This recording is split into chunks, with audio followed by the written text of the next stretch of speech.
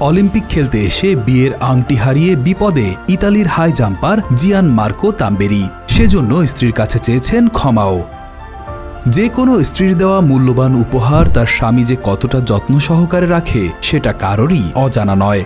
তেমনি প্রিয়তমা স্ত্রীর দেওয়া উপহার হারিয়ে ফেললে যন্ত্রণারও যেন শেষ থাকে না। ইতালিয়ান হাই জাম্পার জিয়ান মার্কো তাম্বেরি নিজের বিয়ের আংটি হারিয়ে ঠিক এমনই এক পরিস্থিতির মুখোমুখি হয়েছেন। তবে উদ্ভূত সেই পরিস্থিতি তিনি সামলেছেনও দারুণভাবে। 2024 অলিম্পিক অনুষ্ঠিত হচ্ছে প্যারিসে। সেখানে ইতালির হয়ে প্রতিনিধিত্ব করছেন জিয়ান মার্কো তাম্বেরি। সেখানে এসে উদ্বোধনী অনুষ্ঠানে হারিয়েছেন তার মূল্যবান বিয়ের আংটি। অলিম্পিকের উদ্বোধনী অনুষ্ঠানে নৌকায় করে মার্চ পাস্টের সময় সেন নদীর পানিতে পড়ে গিয়েছে তাম্বেরির আংটি। সেটা মেনে নিতে পারেননি তার স্ত্রী। বিয়ের আংটি হারিয়ে পরিস্থিতি সামলাতে বাধ্য হয়ে শেষমেশ স্ত্রীর কাছে ক্ষমা চাইলেন তিনি।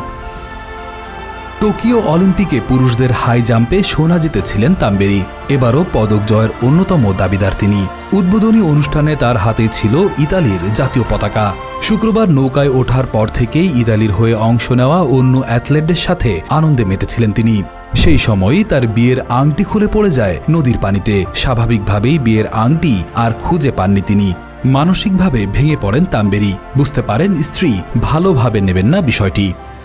সামাজিক যোগাযোগ মাধ্যমে বিয়ের ছবি পোস্ট করে তাম্বেরি লিখেছেন, প্রচুর পানি ছিল তাই বিয়ের আংটি খোঁজা সম্ভব ছিল না। গত কয়েক মাসে কয়েক কেজি ওজন কমেছে আমার, সেজন্যই হয়তো আংটিটি খুলে গিয়েছে। আমাদের উচ্ছ্বাসের কারণেও খুলে যেতে পারে।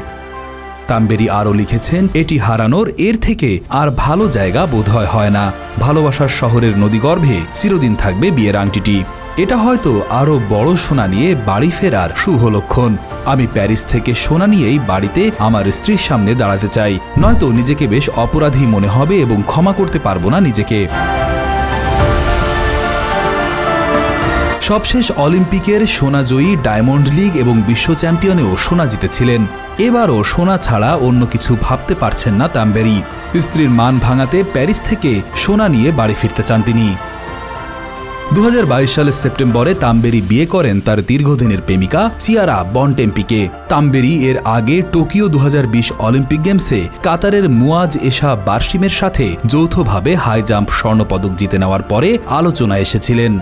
তখন 2.37 মিটার উচ্চতায় হাই জাম্প দিয়ে সবার নজর কাড়েন। সে সময় তাম্বেরি অনেক মিডিয়ার শিরোনামে জায়গা পেয়ে যান। তাম্বেরি তার ট্রেডমার্ক ফ্যাশন হিসেবে 2011 সাল থেকে প্রতিযোগিতার সময় অর্ধেক দাড়ি কামিয়ে অলিম্পিকে অংশ নিতেন, যাতে করে তিনি আলোচনার অন্যতম কেন্দ্রবিন্দু হতে পারেন। তাম্বেরি এই অর্ধেক দাড়ি কামানোর স্টাইলটি অনেকের কাছেই সমালোচিত হলেও বেশিরভাগ সমর্থকের কাছে কুড়িয়েছিলেন বেশ সুনামও।